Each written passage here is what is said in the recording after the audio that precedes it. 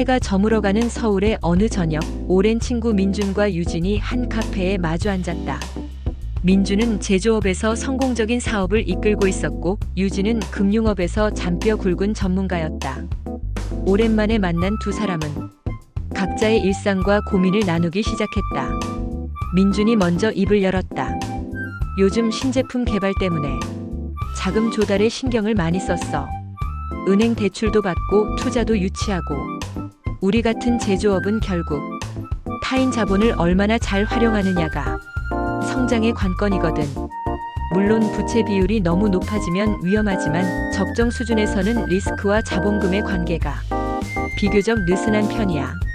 우리는 좋은 제품을 만들고 시장에 잘 파는 게 중요하지 매일매일 자본금 대비 리스크를 계산하고 그러진 않아. 민준은 설명을 덧붙였다. 유진은 고개를 끄덕이며 민준의 이야기를 들었다.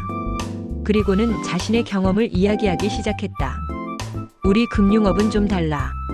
자본은 예상치 못한 손실에 대한 완충장치, 말 그대로 방패 같은 존재야. 우리는 경제적 자본과 규제 자본을 명확히 구분해.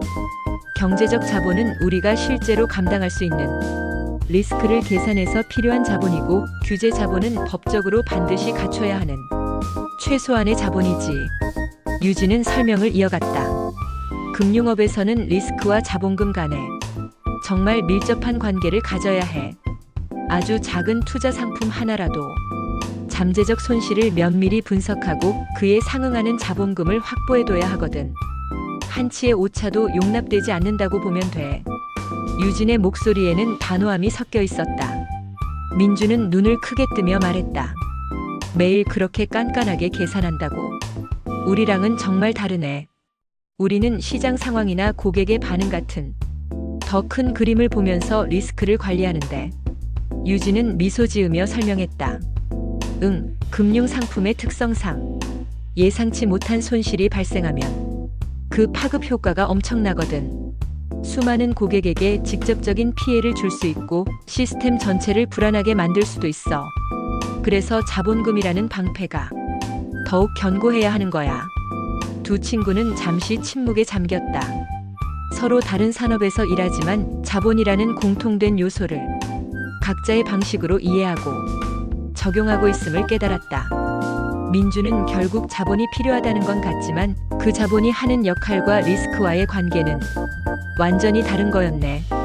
라고 말했다. 유진이 잔을 들어올리며 말했다. 맞아. 각자의 산업 특성을 이해하고 자본을 현명하게 사용하는 것이 중요하겠지. 우리의 서로 다른 지식이 각자의 사업에 도움이 될 거야. 두 사람은 미래를 향한 희망을 담아 잔을 부딪혔다. 이번에는 제조업, 비금융 서비스업과 금융업에서 자본이 갖는 의미의 차이를 살펴보겠습니다. 겉보기에는 기업은 모두 자본을 가지고 경영을 하지만 업종에 따라 자본의 역할과 리스크와의 관계는 전혀 다릅니다. 먼저 제조업이나 비금융 서비스업입니다.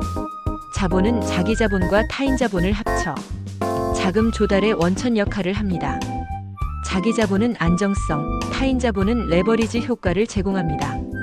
기업의 위험은 매출, 원가, 기술 경쟁력, 시장 지위 등 실물적인 요인에서 많이 발생하지 자본 그 자체에서 직접적으로 나오지는 않습니다.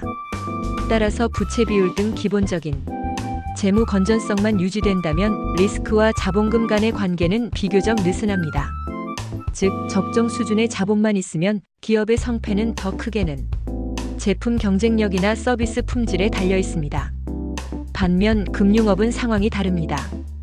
금융회사의 자본은 단순한 자금 조달 수단이 아니라 예상치 못한 손실을 흡수하는 최후의 방파제입니다. 여기서 두 가지 구분이 필요합니다. 경제적 자본은 금융회사가 내부적으로 산출하는 실제 위험을 흡수하기 위해 필요한 자본이며 확률 분포 기반의 손실 예측을 이용합니다. 규제 자본은 감독 당국이 요구하는 최소 자기 자본으로 국제적으로는 BIS 자기 자본 비율 규제가 대표적입니다. 금융회사는 고객의 예금이나 보험료 같은 타인의 돈을 다루기 때문에 자본 부족은 곧바로 부실이나 파산으로 이어집니다. 따라서 금융업에서는 리스크와 자본금이 매우 밀접하게 연결되어 있고 이 둘은 사실상 같은 화두라고 할 수 있습니다. 정리하면 제조 비금융 서비스업에서는 자본은 기업의 여러 자금 조달 수단 중 하나에 불과하고 위험은 실물 경쟁력에 더 크게 좌우됩니다. 금융업에서는 자본이 곧 회사의 생존을 결정짓는 핵심 지표입니다. 시사점은 분명합니다. 제조업에서 재무제표를 볼 때는 부채 비율, ROE, ROA 등을 강조할 수 있습니다.